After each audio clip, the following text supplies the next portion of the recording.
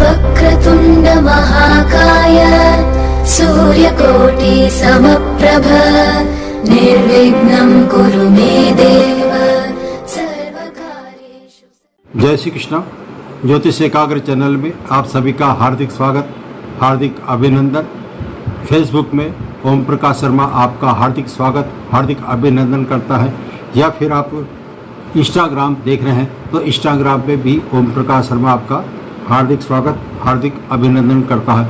मित्रों, पिछले वीडियो में मैंने सुनफा योग के बारे में बताया था। यदि आपने यह वीडियो नहीं देखा है तो आप इसको ज़रूर देखें। उसमें मैंने अनेक कारण बताए हैं। चंद्रमा से बनने वाले योग के कारण सुनफा योग बनता है और चंद्र कुंडली के आधार पर ही सुनफा योग बनता है। ठीक इसी तरह से आज मैं अनफा योग के बारे में चर्चा करने जा रहा हूँ। अधिक विलंब न करते हुए आज का जो टॉपिक है अनफा योग। मित्रों, आप जैसे कि जानते हैं कि अनफा योग का मतलब होता है अ का मतलब अ लगने से कहीं ऐसा नहीं है कि ये योग नुकसानदायक है। नुकसानदायक नहीं है, बल्कि जो फल सुनफा योग में मिलते हैं ठीक उसके विपरीत इसमें वही शुभ फल मिलते हैं। अब थोड़ी सी मैं जानकारी देता हूँ। वैसे हम जन्म पत्रिका जो देखते हैं वो लग्न कुंडली, जिसको हम आधुनिक भाषा में D1 चार्ट भी कह सकते हैं। तो D1 चार्ट की जैसे स्टडी की जाती है ठीक उसी ही तरह से चंद्र कुंडली का विश्लेषण अध्ययन किया जाता है। तो चंद्र कुंडली के अनुसार यदि हम इसकी चर्चा करते हैं तो चंद्र कुंडली में चंद्रमा जिस राशि में स्थित होगा उस राशि से 12वें स्थान को, यानी कि चंद्रमा जिस स्थान में बैठा होगा उसको हम लग्न भाव मानते हुए उससे 12वें स्थान पर गिनने पर जो स्थान आता है वो 12वां स्थान होता है। और उस 12वें स्थान पर सूर्य को छोड़कर अन्य ग्रह स्थित हो और शुभ अवस्था में हो तो ऐसे में ये अनफा योग का जो परिणाम है वो जातक या जातिका को जरूर मिलता है। अब अनफा योग के जो परिणाम है वो क्या हो सकते हैं। ऐसा जातक जिसकी जन्म पत्रिका में अनफा योग है तो वो जातक मान सम्मान से सम्मानित होता है, प्रतिष्ठित व्यक्ति हो सकता है और उसके प्रसिद्ध व्यक्ति, ऐसा व्यक्ति जिसका नाम सब जानते हो तो वो नेम फेम वाला व्यक्ति हो सकता है। इसके अलावा यदि हम उसके स्वभाव की चर्चा करते हैं तो उसका स्वभाव उदारवादी होता है, अत्यंत नर्म होता है। ऐसा नहीं कि गुस्सा आता हो, नर्म होता है और उसको आत्मसम्मानी होता है। उसको आत्मसम्मान पर यदि ठेस हो जाए तब जाके उसको गुस्सा आता है। तो वो आत्मसम्मान के खातिर वो किसी से भी झगड़ सकता है। ऐसा व्यक्ति आम आत्मसम्मान से जीने वाला व्यक्ति कहा जा सकता है। और यदि हम मनोरंजन की बात करते हैं तो मनोरंजन में यदि उम्र ज़्यादा हो जाए, यानी कि 60 के उम्र के पार हो जाए, तब भी उसके मनोरंजन में जो रुचि है, जो बचपन में रुचि थी या जवानी में जो रुचि थी वैसी की वैसी ही रुचि उसके वृद्धावस्था में भी देखी जा सकती है। फॉर एग्जाम्पल, यदि वो फिल्मी गाने सुनने का शौकीन है तो उम्र कितनी ही पार हो जाए लेकिन उसके उस स्वभाव में फर्क नहीं आता है। ठीक इसी तरह से यदि वो फिल्मों में देखने की रुचि रखता है तो जिस तरह से उसने जवानी में फिल्में देखी थी ठीक उसी तरह से यदि उसे बुढ़ापे में यानी कि 60 साल के बाद में भी उस व्यक्ति से कहा जाए जिसके अनफा योग हो तो व्यक्ति तुरंत फिल्म देखने को आतुर हो जाता है। तो ये ऐसा है उसका मनोरंजन के प्रति प्रेम। इसके अलावा उसके कपड़े पहनने का विशेष शौक होता है। कपड़ों के मामले में उसके पास कितने ही कपड़े ज़्यादा मिलेंगे, बिल्कुल टिप टॉप रखे, वो कपड़ों का विशेष शौकीन होता है। तो ये तो हुआ उसका स्वभाव और किस तरह से वो रहता है। जिसके जन्म पत्रिका में अनफा योग है तो उसको ये परिणाम अवश्य मिलते हैं। अब यदि अब अनफा योग कारण क्यों बना है इसकी मैं चर्चा करता हूँ। चंद्र कुंडली के अनुसार यदि 12वें स्थान को देखते हैं तो 12वां स्थान मोक्ष कारक और त्याग का माना जाता है। यदि हम मोक्ष कारक स्थानों की बात करते हैं तो 12वां स्थान मोक्ष कारक माना जाता है। तो ऐसे व्यक्ति जिसकी जन्म पत्रिका में अनफा योग है तो उसका दुष्परिणाम ये होता है कि उसको अचानक सांसारिक सुखों के प्रति मोह अलग हो जाता है और वो संसार की तरफ प्रति मुख मोड़ते हुए वो सन्यासी तक होते देखे गए हैं। उनका अंतिम जीवन जो होता है वो त्याग की भावना उसमें रहती है, सब कुछ त्याग देता है।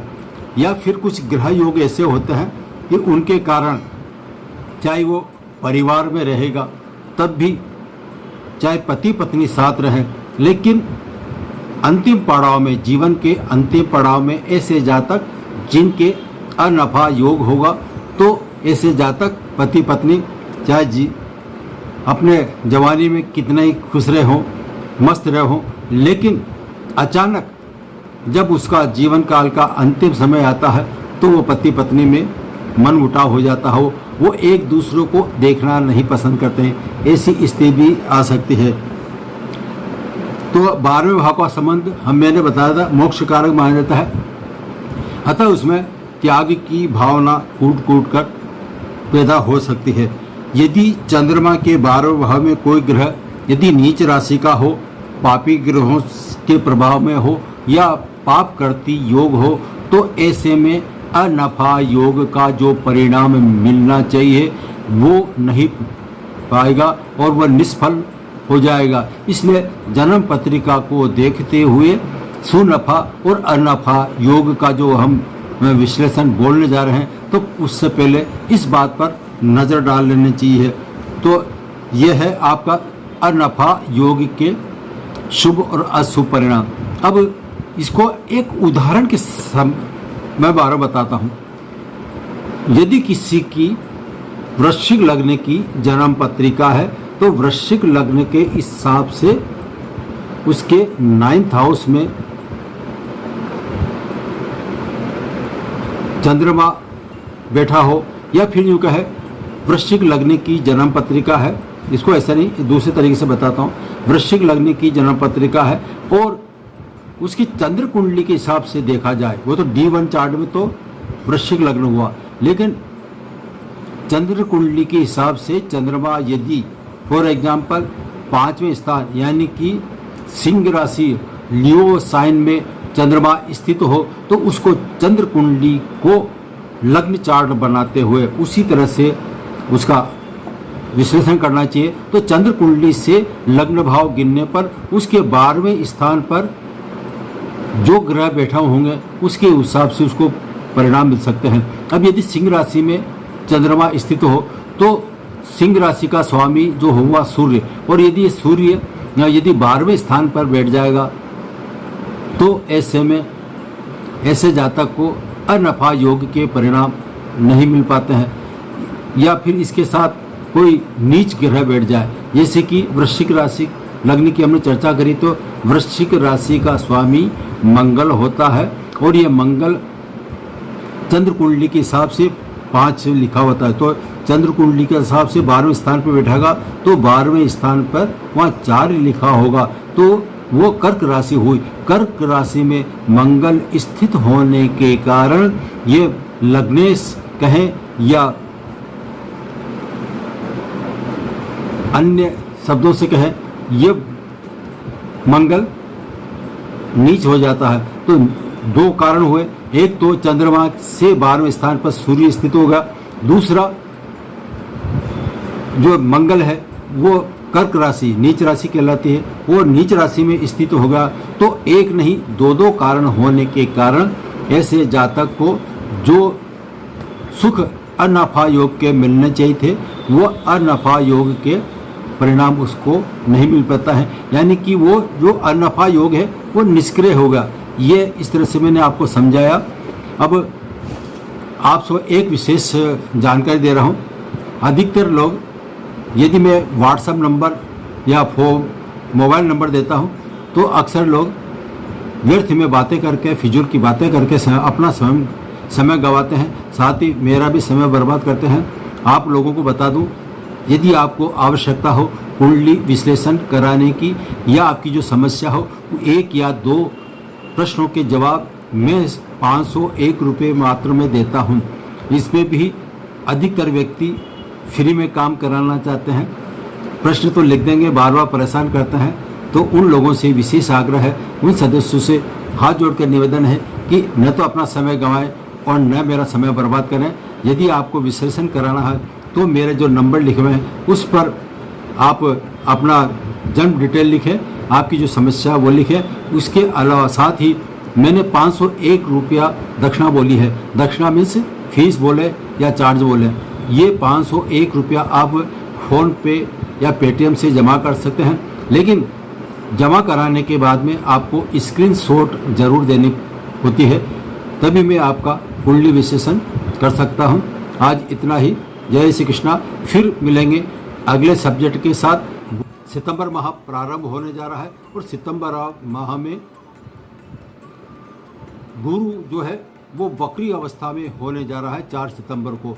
तो इस सब्जेक्ट पर मैं आपसे चर्चा करूंगा, तो आप कृपया वीडियो देखते रहिए। और जय श्री कृष्णा। सहयोग के लिए धन्यवाद।